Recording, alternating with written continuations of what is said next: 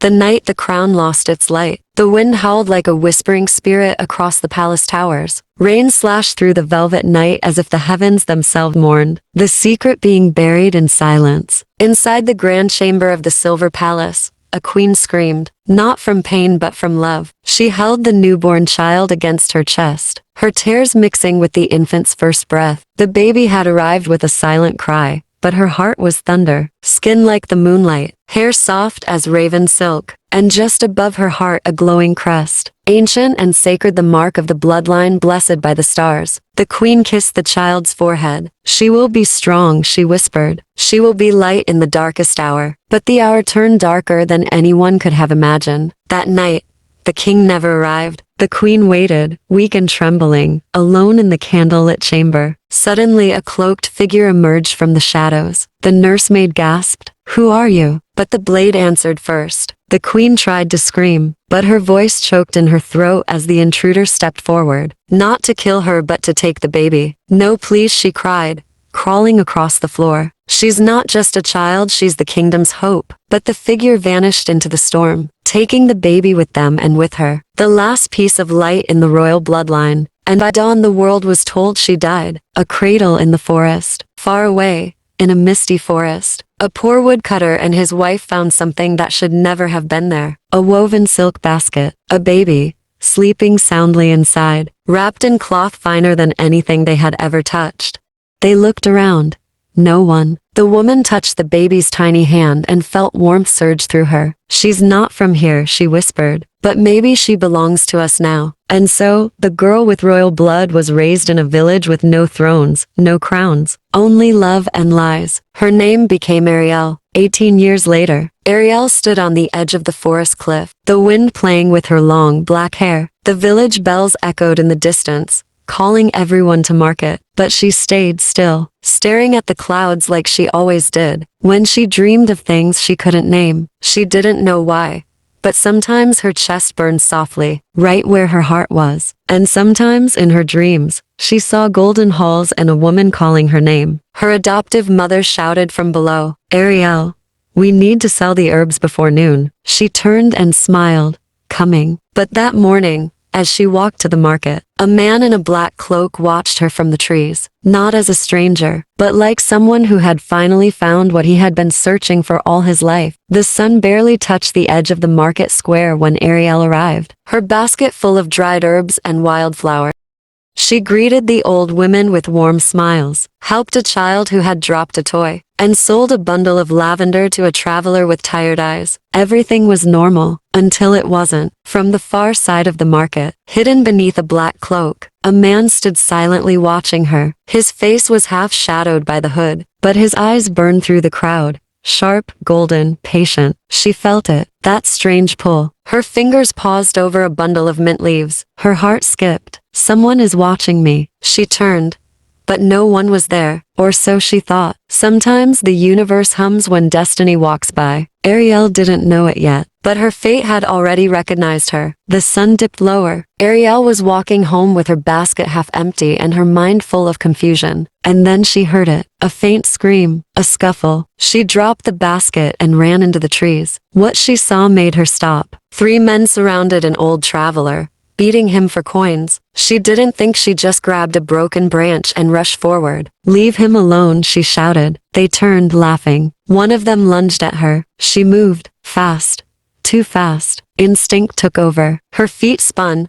Her arms struck like a wave. The man collapsed with a groan. The others paused, stunned. So was Ariel. What was that? How did I move like that? One of the thugs charged. But before he could touch her, a blade whistled through the air. Slash! He fell. Behind him stood the man in the black cloak, sword in hand, blood on the edge, eyes locked on Ariel's, not with fear, not even surprise, but with recognition. "Lio," his first words. "You weren't supposed to awaken yet." His voice was soft, calm, like thunder hidden behind a mountain. But in his eyes, Ariel saw something deeper, a story she hadn't heard yet, and a war she didn't know she was born to fight. Ariel stared at him. "Who are you?" He wiped the blade and looked away. "Not important, but you saved me." "I didn't come to save you. I came to see if it's really you. Her breath caught. What does that mean? He stepped closer. The air around him felt heavy. Did you ever wonder why you're not like the others? Why? Your hands move like trained swords. Why? Your heartbeat echoes louder when danger comes. She whispered, yes, every day. He nodded.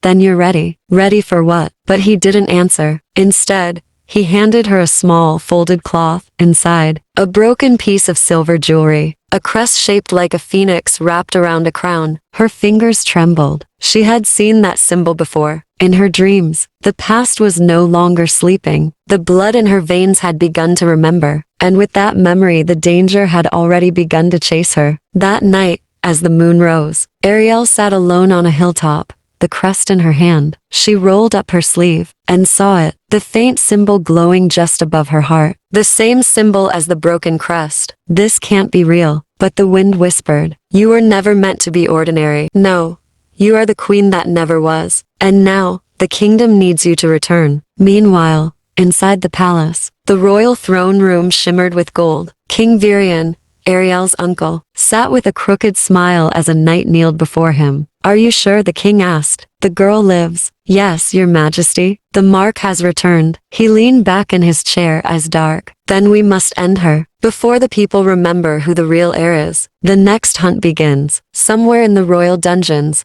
3 more assassins were summoned. This time, they wouldn't fail. Bring me her head, the king ordered, or I'll take yours instead. 2 days after leaving her village, Ariel followed Laya through twisting cliffs and deep canyons. They reached a hidden mountain, a place carved by ancient warriors, now buried by time and vines. There in silence, stood a circle of smooth stones and weapons left in honor of the royal bloodline. What is this place? Ariel asked. A royal sanctuary, Lio answered, built for those who would die before surrendering the truth. She touched the stone and felt a pulse like something alive beneath her palm. It feels familiar. Lio unsheathed his sword and stepped into the center. Show me what your blood remembers. He attacked not to kill, but to test. Ariel ducked, rolled, struck with a branch. Snap. She twisted and moved before her brain could catch up. Lio watched carefully. You're not just moving, you're remembering. Her muscles danced with a rhythm she never learned, as if her body was writing poems left by ancestors she never knew. But then, she hesitated. Lio pushed her harder. Don't hold back, he growled. I don't want to hurt you, she shouted. He struck again. You already have. He cornered her, blade pressed to her throat. Ariel panicked. The air around her shimmered and exploded. Light burst from her hands,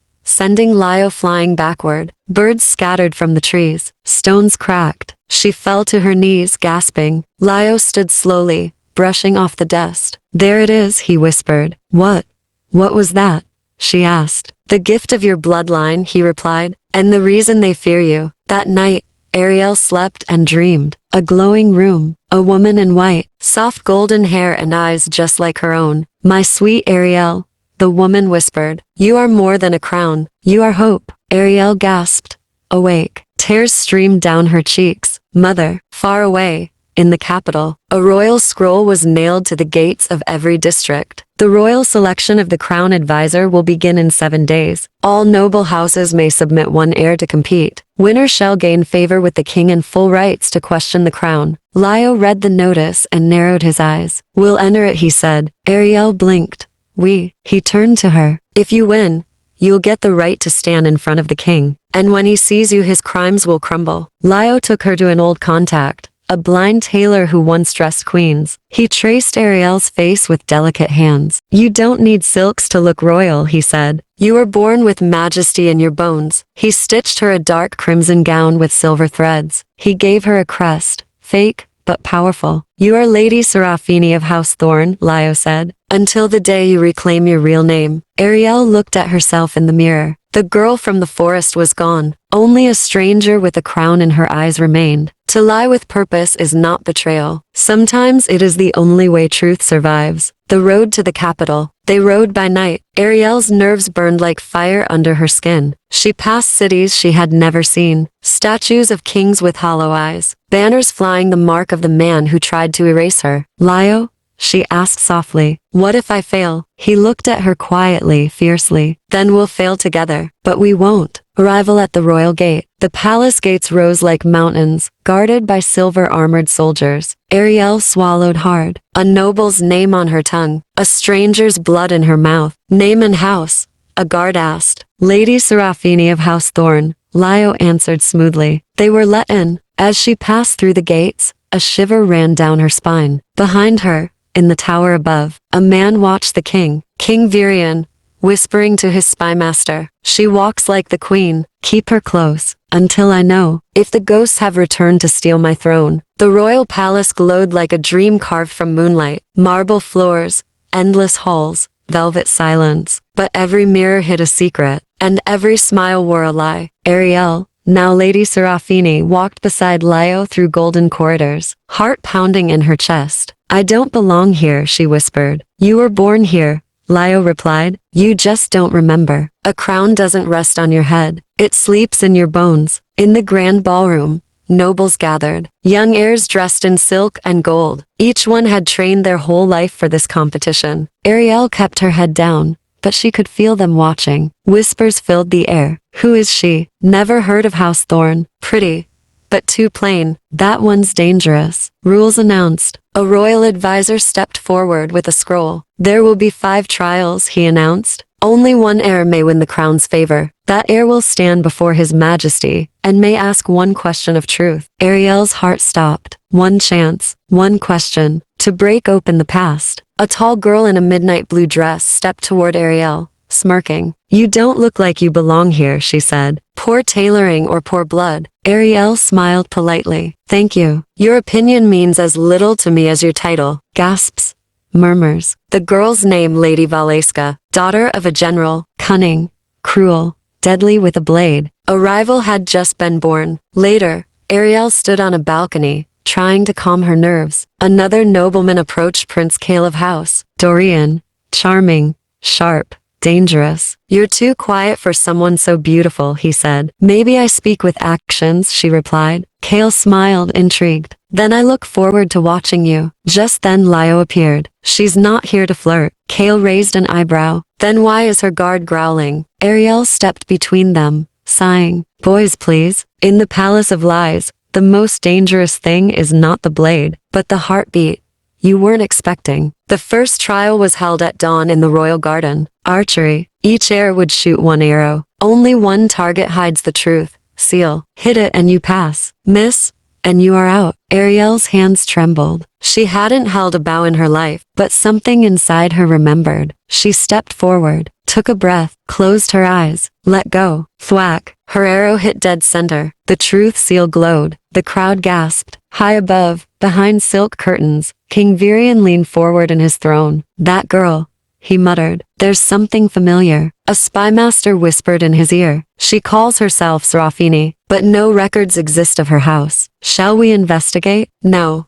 The king said slowly. Let her play. A rose reveals its thorns when it believes no one is watching. In the second trial, each heir faced 2 cups, one safe, one deadly. They had to choose using only observation and instinct. Many failed. When it was Ariel's turn, she didn't hesitate. She lifted 1 cup, then turned to the judge. You drink it first. He smiled coldly and refused. She turned to the second cup. Then I will drink this one. She sipped and lived. Trial passed. Lady Valeska furious. You're lucky. No, Ariel replied. I'm not lucky. I'm just not afraid of dying for the truth. That night, Ariel sat alone in the gardens, moonlight painting silver across her gown. Lio joined her, silent as always. She whispered, why do you stay close to me? He didn't answer, so she turned to him. Do you care because it's duty, or something else? Leo's voice was soft. If I tell you I don't know, will you believe me? Their eyes locked. Too much unsaid, too much felt, but neither dared to move.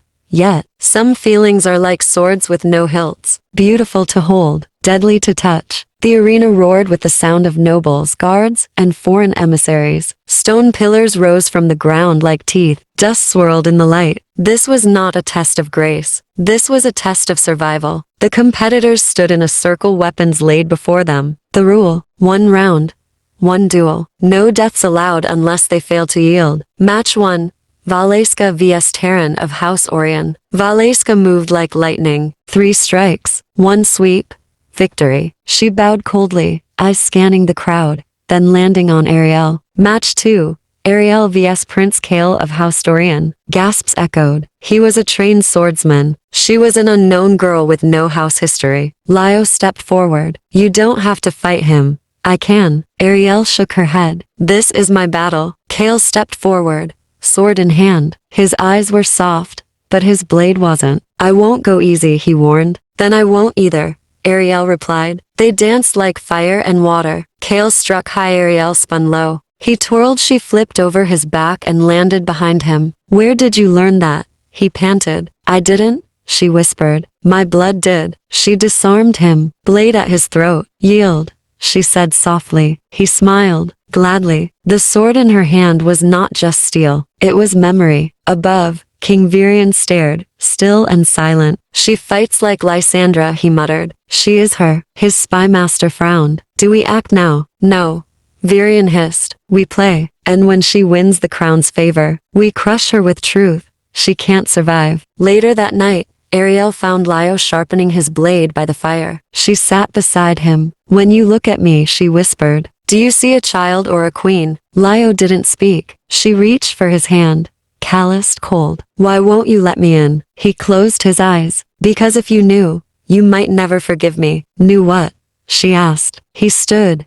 Shadows hid his face. That I failed your mother the night she died. I was supposed to protect you both, but I was too late. Some guards carry swords, others carry shame. That night, Ariel dreamed again. A garden covered in silver roses. A woman knelt beside a pond, Queen Lysandra. You survived, my star, she whispered. But surviving isn't enough. You must rise. Ariel ran to her, but the dream shattered. She woke with tears in her eyes. I will rise, mother, even if it kills me. A masked servant slipped a black vial into her tea. But Lio arrived before she could drink. He smashed the cup. You're being hunted again, he growled. The servant fled but didn't get far. Leo's blade found his back in the hallway. Inside the dead man's robe was the royal seal. Ariel shaking. The king wants me dead, even before I win. Lio held her shoulders firmly. Then we win. Faster. The trial of blood, the royal herald declared. Heirs must face what they fear most. In the hall of reflections alone, Ariel's heart pounded. She wasn't afraid of monsters. She was afraid of truth. The chamber was cold, silent, no windows, just mirrors.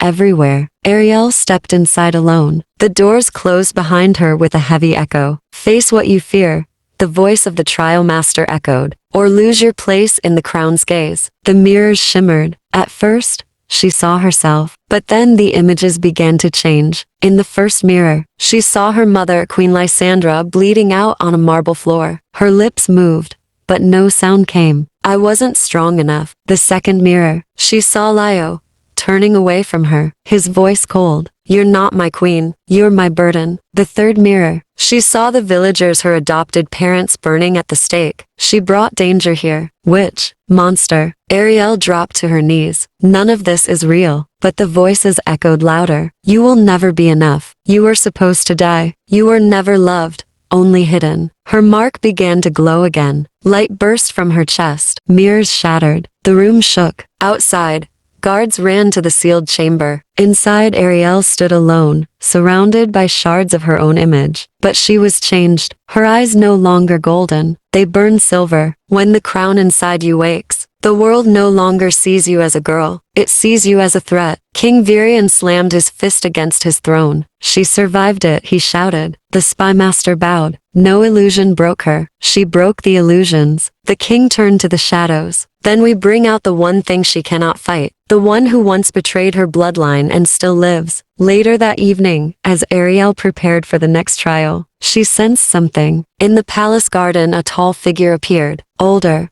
Pale hair, sharp jawline, a scar down one cheek. Ariel froze. You. He knelt slowly. My name is Lord Mauric. I was your mother's brother. I am the man who handed your kingdom to Virion. Ariel's voice trembled. You betrayed her. You killed her. I did what I thought was right, Mauric said, eyes down. Lysandra was leading the realm into war. I begged her to stop. So you gave her to a murderer. No, I gave her to a king. But now I see I was wrong. He looked at her, guilt filling his face. You are her second chance. That night, Ariel returned to her chambers and found Lio waiting. He saw the sadness in her face. "He hurt you," he said quietly. "What did he say?" Ariel leaned against the wall. "He told me I'm her second chance. I don't want to be someone else's redemption, Lio. I just want to be me." Lio stepped forward, eyes burning. "Then be mine." She blinked. "What?" He grabbed her wrist gently, pulled her close. "You're not a crown. You're not a ghost of the past. You're the only thing I haven't failed yet." She stared at him, tears pooled in her eyes. "You've never failed me, Lio." Sometimes love is not spoken in grand declarations, but in a trembling breath,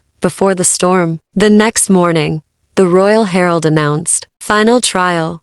The circle of flames. Each heir shall enter the burning circle. Only those with unshaken purpose will remain untouched." The arena floor turned to fire. Ariel stood at the edge and stepped forward. Flames licked her dress but did not burn. The crowd gasped. Her mark glowed brighter than ever. The king stood. "She is not Serafini," he shouted. The fire froze. "She is Ariel Lysandra, Everwin, heir to the true bloodline." Chaos erupted. Nobles screamed. Guards rushed forward. Lio drew his sword. Ariel stepped forward, dress torn, power pulsing around her. "Yes," she declared, voice echoing like thunder. "I am the daughter of Queen Lysandra, and I have come to reclaim what was stolen." Ariel sat by the window that night, her knees pulled to her chest. The moon hung low, golden and watchful. Its light spilled across the stone floor like quiet truth. The words echoed in her heart. "You are the queen that never was." She had never wanted a throne, never dreamed of crowns or kingdoms. But now,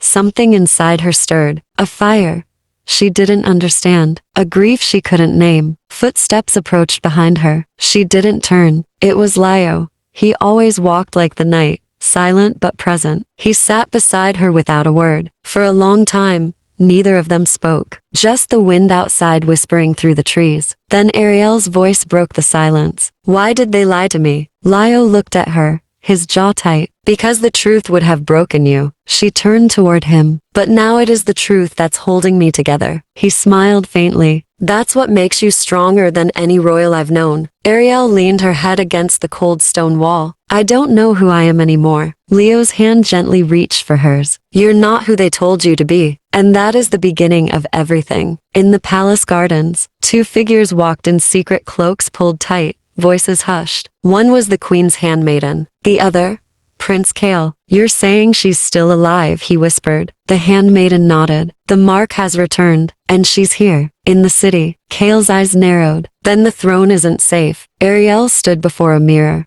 staring at a reflection that felt unfamiliar. Her hair, once wild and tangled, had been brushed smooth. Her eyes, they didn't belong to a peasant girl anymore. They belonged to someone who had survived. Behind her, Lio laid out a velvet box on the table. "What is that?" she asked. "Your birthright." He opened the box. Inside was a silver pendant in the shape of a starburst, etched with runes only the old bloodlines knew. Ariel's hand trembled as she reached for it. "This was my mother's." Lio nodded. "And now it's yours." She fastened it around her neck. It felt heavy, not in weight, but in meaning. She looked at Lio, something sharp in her voice now. "Then it's time I stop running." The morning light touched the forest edge like a golden secret. Birds whispered above, but the world beneath them held its breath. Ariel stood still, her hand resting over the silver pendant. The trees were silent. Even the wind seemed to wait. Behind her, Lio approached with careful steps. He had not slept. His armor was still dusted with ash from the fire trials. She didn't turn to face him. "I'm scared," she whispered. He didn't answer immediately. He stood beside her and looked toward the hills in the distance, the palace walls faintly visible through morning mist. "So am I,"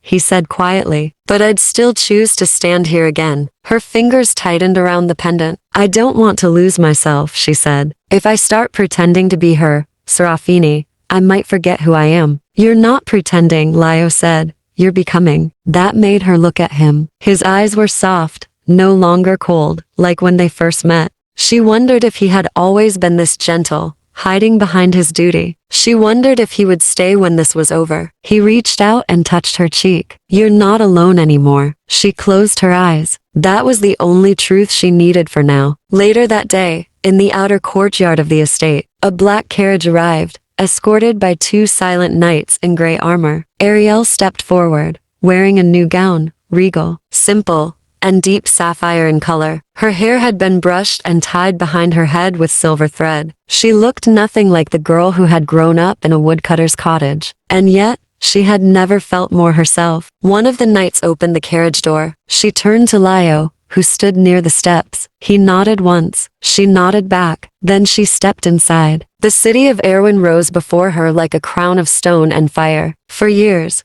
she had dreamed of walking through its gates. Now, she entered, not as a dreamer, but as a storm. People whispered when they saw her. Some bowed, others looked away. A few recognized the shape of her eyes, the mark on her pendant, the fire in her walk. She reached the palace steps, and they opened for her. Gold pillars, marble floors, velvet banners swaying above. Everything she had been denied now waiting at her feet. She walked past nobles, past guards, past courtiers who froze as she passed, and she never once looked back. In the grand hall, King Virion stood beside his throne. He smiled, slow and mocking. "So, you've returned." Ariel didn't stop walking until she stood just before the throne. She didn't bow. "I never left," she said. "You just didn't see me." The king chuckled. "Do you think walking in here with your mother's face makes you a queen?" She looked at him calmly. "No, but standing here with my own voice does." A ripple of gasps moved through the hall. The king's face darkened. "You have no army, no allies, no name that matters. What do you expect to gain from this farce?" Ariel stepped forward. "I expect truth, and I expect blood, but I'm willing to trade neither until the very end." The corridors whispered with history. Each step Ariel took echoed against ancient stone, her breath slow and measured. She wore the gown of a noblewoman, but beneath the silk was a girl who had once run barefoot through the woods. At the end of the hall, the doors to the royal archives stood closed, guarded, forbidden, but she didn't stop. The 2 sentries straightened as she approached, hands on hilts. "No one is allowed beyond this point, milady." Ariel didn't blink. "I am not just anyone,"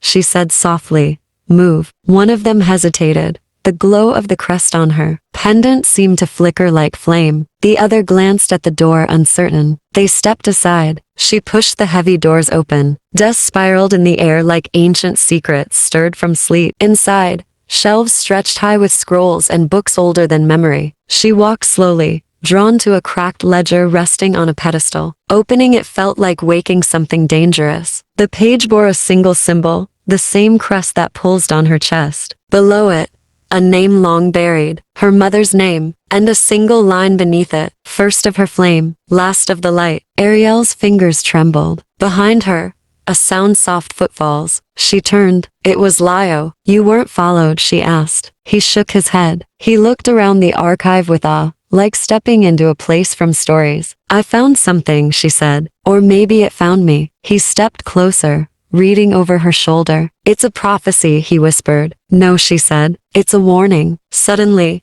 the air grew colder. A shadow passed over the shelves. They turned. At the edge of the room stood a man in a dark cloak, silver threads woven through the fabric like veins of moonlight. His face was hidden, but when he spoke, his voice crawled across their skin. "She's not ready." Ariel reached for the dagger at her waist. "Who are you?" The man tilted his head. "I am the one who should have died when you were born."